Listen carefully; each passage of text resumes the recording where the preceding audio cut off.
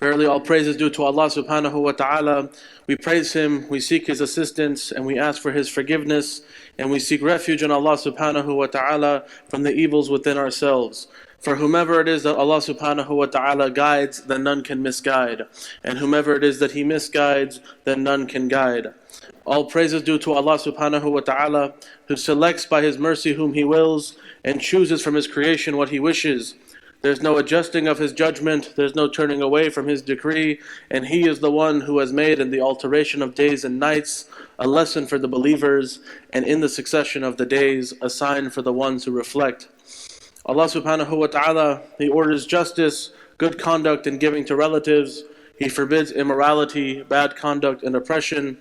He admonishes us that perhaps we'll be reminded, so if we remember Allah subhanahu wa ta'ala, then He will remember us. If we thank Him for His favors, then He will increase us in them. And if we seek forgiveness from Him, then He will forgive us. And if we're conscious of Him, then He will provide us a way out of difficult matters. We see in our lives that every beginning has its end, that every rise is followed by decline, and even human capacity, physically, mentally, without exception, at times they're strong and at times they're weak. But there's one exception to this rule. There is one thing that is not hindered by any obstacle. In this deed, the young and the old are equal, as are the healthy and the ill, the able and the incapable, the standing and the seated, and even the ones who are lying on their backs. It requires minimal strength and minimal mustering of energy. And this is the remembrance of Allah subhanahu wa ta'ala, the dhikr of Allah subhanahu wa ta'ala, for which there is no acceptable excuse for abandoning. There was once a Bedouin who came to the Prophet sallallahu alaihi wasallam, and he said to him, "Inna shara'i al-Islami qad kathurat alayya, فأنبئني منها بشيء أتشبث بي." Ya Rasulullah, the laws of Islam are burdensome for me. So tell me of something that I will be able to adhere to. Tell me of something that is easy. And the Prophet replied to him, لا يزال لسانك رطبا من ذكر الله عز وجل. Always keep your tongue moist with the remembrance of Allah, the Mighty and the Sublime. Ibn al-Qayyim, rahimahullah, he once said that he heard Ibn Taymiyyah say that the remembrance of Allah subhanahu wa ta'ala is for the heart of the believer like water is to the fish. But what would the state of the fish be if it were taken out of the water? So when the fish is taken out of the water, what happens?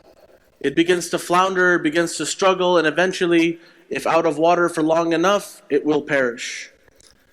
And if that's the case with the fish, then we must ask ourselves this question: what will happen to our hearts when the remembrance of Allah subhanahu wa ta'ala is removed from them? And the answer is that just like the fish, our hearts too will wither away eventually and die. Allah subhanahu wa ta'ala tells us, وَالْبَقِيَّةُ الصَّالِحَاتُ خَيْرٌ عِنْدَ رَبِّكَ ثَوَابًا وَخَيْرٌ أَمَلًا. The everlasting good deeds are far better with your Lord in reward and in hope. وَالْبَقِيَّةُ الصَّالِحَاتُ خَيْرٌ عِنْدَ رَبِّكَ ثَوَابًا وَخَيْرٌ مَرَدًّا. The everlasting good deeds are far better with your Lord in reward and in outcome. These verses here were expounded upon by the majority of the scholars of tafsir, and they discovered that this, referring to the enduring good deeds, these deeds are the well-known phrases of remembrance of Allah subhanahu wa ta'ala, specifically Subhan Allah, Alhamdulillah, la ilaha illallah, wa Allahu Akbar. And it was narrated from the Prophet sallallahu alaihi wasallam that he said there are four that are the best of words, and it does not matter with which you begin. And they're Subhan Allah, wa Alhamdulillah, wa la ilaha illallah, wa Allahu Akbar. And the meaning of these being the enduring good deeds is that they are the cultivation of the akhirah, and that their rewards remain preserved. Now, especially in this day and age, we're in dire need of acquiring these enduring good deeds. In this world today, there's such weakness, emptiness, distress, loneliness, and preoccupation of the tongue with that which has no benefit to it. And we're always in need in today's world to be mindful of these enduring good deeds that will guide us in this dunya past these vices and transgress through this dunya and preserve and build for us in the akhirah. Many of us, we extend our eyes and we become preoccupied with the glitter, the glamour of this dunya. And in these times, often we find ourselves being so concerned over our homes, over decorating and beautifying them, with our cars, with showcasing their power and excellence, and with our wealth, with preserving, investing and expanding it. And all of these things, they surely bring joy to our eyes, but they're all temporary, they're short-lived, and they pass with us. And this should underscore for us the importance of understanding the benefit of what these enduring good deeds really are. So when we reflect, we wonder just how much we pay to buy the finest plants that we can use to beautify our homes. And this is just one example. How attracted we become to planting them or to harvesting from their fruits, and how much haggling and bargaining we do over buying and selling them. I remember when I moved into my last home, my landlord had one request from me. He said, whatever you do, make sure you preserve these plants in my backyard. Water them regularly, maybe by a sprinkler system. And he said, call me so I can take the fruits when they're ready. He was really, really focused on these fruits and these plants. But should we not instead be more eager for something that's better than all of that, but at the same time even less costly? The ulama considered the neglectful and the bankrupt to be those who do not hasten to acquire the enduring good deeds and cultivate them. And they recognized that our time in this dunya is limited, and the time to maximize our benefits from these enduring deeds is rapidly fleeting. Abu Hurairah radiallahu anhu, he said to the Prophet sallallahu alaihi wasallam, he passed by him and while he was planting a seedling, and the Prophet said to him, Ya Abu Hurairah, ma alladhi taghris? Oh Abu Hurairah, what are you planting? And Abu Hurairah said, Ghirasan li, just a seedling for myself. And the Prophet said to him, Ala adulluka ala ghirasin khairin laka min hadha? Shall I not guide you to a cultivation that's better than this? And Abu Hurairah replied, Bala ya Rasulullah, yeah, of course, ya Rasulullah. And the Prophet sallallahu alaihi wasallam, he said, Qul Subhan Allah wa Alhamdulillah wa la ilaha illallah wa Allahu Akbar, yughras laka bi kulli wahidatin shajaratun fil Jannah. Say Subhan Allah, Alhamdulillah, la ilaha illallah, and Allahu Akbar. For with each one, a tree will be planted for you in paradise. And it was narrated in a different narration of the Prophet sallallahu alaihi wasallam. He said that he met Ibrahim alayhi salam on the night of his ascent. And Ibrahim said to him, Ya Muhammad sallallahu alaihi wasallam, recite salam from me to your nation and inform them that paradise has pure soil and delicious water, and that it is a flat treeless plain, but that its seeds are Subhanallah, Alhamdulillah, La ilaha illallah, wa Allahu Akbar. And the Prophet ﷺ, in a different narration, he said, La an aqula Subhanallah, Alhamdulillah, wa La ilaha illallah, wa Allahu Akbar, ahabbu ilayya mimma tala'at alayhi shams. For me to say Subhanallah, Alhamdulillah, wa La ilaha illallah, wa Allahu Akbar, it's dearer to me than all that the sun rises upon. Meaning that it was dearer to him than the entire world and everything within it. And these are just the virtues of these words in general, just by saying them. We don't even have to mention that the abundant repetition of these words is a means for us for forgiveness of sins and the erasure of misdeeds. And we're desperately in need of that. Abu al-Darda once said that the Prophet ﷺ, he once said to him, you should say Subhanallah wa Alhamdulillah wa La ilaha illallah wa Allahu Akbar, for it sheds sins like the tree sheds its leaves. And so reciting these words, these may be a reason for our dua to be accepted, for our salah to be accepted. And the Prophet ﷺ, he clarified this for us. He said that whoever wakes up during the night and says upon waking that there's no rightly worshipped deity other than Allah subhanahu wa ta'ala, that He's alone without any partner, To Him belongs sovereignty. To Him belongs all praise. And He is capable over all things. Subhan Allah, Alhamdulillah, wa la ilaha illallah, wa Allahu Akbar. There's no power and no strength except with Allah subhanahu wa ta'ala. Then he makes supplication, it will be answered. And if after that he gets up and makes wudu, and then he prays, then his prayer will be accepted. So these four phrases, despite their being brief, being easy to recite, these are words of profound meaning, and they have a wide-ranging impact. But just like most things, there are those who repeat them, who may even frequently repeat them, but are far removed from understanding their meaning or comprehending their implications, to the point that their hearts become distant from sensing the majesty and greatness of Allah subhanahu wa ta'ala, and from appreciating Him as He should be, which is especially amplified when we're saying these phrases. The true remembrance of Allah subhanahu wa ta'ala is a thing that makes the skins of those who are conscious of their Lord shiver. But then it makes their skins and their hearts soften, because they remember that Allah subhanahu wa ta'ala is the most compassionate, is the most merciful. So we should strive and make intention to be of these people. And it's a general principle in this world that when we see a clear profit in any opportunity, which requires just a minimal output on our behalf, but we neglect to capitalize on it, that we are foolish or unwise. Because to miss out on such a guaranteed return at a minimal cost is just not smart. To capitalize on these tasks is a no-brainer. So we should be mindful of the virtues of good deeds and not neglect or miss out on performing them, especially the ones with such upside and minimal effort, like the dhikr of Allah subhanahu wa ta'ala. The Prophet sallallahu alayhi wasallam, he once said, "Man qala Subhan Allah wa bihamdi fi yawman miyata marra huttat khatayahu wa in kanat mithla zabad al-bahr."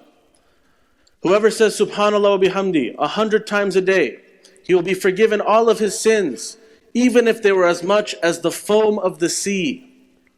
Once I took a trip up to Mount Tamalpais, and there's a beach down at the bottom of it. It's a very small one, but there's an unbelievable amount of foam that it generates. It's truly remarkable. It looks like you threw a bunch of soap into it. And that little ocean, that little beach, it has a lot of foam, like you can't even see all of it. So imagine the great seas of this world, the great oceans of this world, how huge, how large their foam is.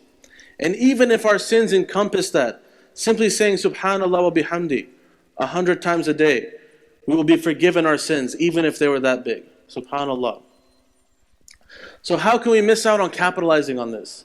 Such an easy and doable task, with such great upside, that our sins will be erased by Allah subhanahu wa ta'ala. And there was another occasion where the Prophet sallallahu alaihi wasallam, he was speaking to a gathering and he said, "Is one of you incapable of attaining 1,000 good deeds every day?" And someone from amongst the people who were listening to him, he said, "How can one of us earn 1,000 good deeds in a day?" And the Prophet ﷺ, he said that when one of you recites 100 tasbihat, 1,000 good deeds are written for him, and 1,000 evil deeds are wiped away from him. So just a small effort, it can yield tremendous good deeds, everlasting deeds that we can easily gather with no expense, no cost, no burden to us, where we receive only success from Allah subhanahu wa ta'ala for taking the initiative of remembering Him. And this is a rhetorical question. Is it possible that the date palms of this world are in any way close or resemble the date palms of the akhirah? No way, of course not. But even so, the most premium date palms in this world, they're sold for significant amounts of money. One of my teachers had a date palm tree growing in his front yard, and it wasn't anything special. And one of his neighbors came up and said, "Here's $10,000 cash. I want to buy this tree." And he refused. He said, I want to take from this tree, but $10,000 cash on the spot, just for a random tree that was growing in his front yard. So imagine the highest quality, premium ones. Imagine how high the cost is for those, the demand is for those. And they're sold for significant amounts of money in this world. So how much is a date palm tree, which is significantly better, in the akhirah compared to the ones in the dunya? What's its cost? Nothing more than saying Subhan Allah wa bihamdi. And these are just the rewards for the dhikr of Allah subhanahu wa ta'ala. So how about the rewards for the ones who have good character, who refrain from harming others, who are merciful, truthful, kind, loyal? The ones who have cheerful faces, who are patient if they're wrong, who apologize if they make mistakes, who are not provoked by anger, who are not incited by the foolish. What's their reward? The Prophet ﷺ, he said, مَا شَيْءٌ أَثْقَلُ فِي مِيزَانِ الْمُؤْمِنِ يَوْمَ الْقِيَامَةِ مِنْ خُلُقٍ حَسَنٍ وَإِنَّ اللَّهَ لَا يَبْغَضُ الْفَاحِشَ الْبَذِيءَ. Nothing is heavier on the believer's scale on the Day of Judgment than good character. Indeed, Allah subhanahu wa ta'ala, He's angered by the shameless, obscene person. And this is just one piece of a larger puzzle, just one drop in an entire ocean. Lost opportunities, especially ones of great value, they can't be compensated for once we miss them. So we should capitalize on them. And if we do, this is evidence of a strong will arising from great iman. And whoever is aware of these deeds, we should hastily perform them before our desires prevent us from maximizing the rewards. And we should strive to make the most of what remains so that we can gain the most reward from the time we have left. But we should be wary of heedlessness about how much we truly need these rewards. These great deeds, they may compensate for significant deficiencies in our obligations. And there are additional provisions of virtue that we are gathering from these deeds. Allah subhanahu wa ta'ala tells us, وَتَزَوَّدُوا فَإِنَّ خَيْرَ الزَّادِ التَّقْوَى. Take necessary provisions for the journey, but surely the best provision is righteousness. So, a cause for missing out on maximizing these rewards, it can be weak or non-existent perceptions of the true worth of these deeds. If we're not aware of the rewards of these deeds, then we may not firmly hold on to them. But Ibn al-Jawzi rahimahullah, he once said that when a person glimpses at the dawn of reward, then the darkness of the hardship of obligations becomes very light for them. A truly profound statement. And some of us may miss out on these deeds because we falsely fall into a sense of security that we've reached a high level of iman. And this creates a big barrier in the nafs, a big increase in the ego. And that can prevent us from seizing these opportunities to increase our rewards, to improve our iman even more than it already was. And also there's excessive engagement with permissible distractions. This leads to overindulgence, where one becomes so absorbed in distraction that they're weighed down and attached to them. They lose motivation, energy for acts of worship. And so the way of the ulama was to minimize those permissible distractions that the heart can become attached to, that may cause us to deter ourselves from these acts of worship or timely opportunities. Imam Ahmad rahimahullah, he said that he forsook what has neither benefit nor harm, just out of fear of falling into what is harmful.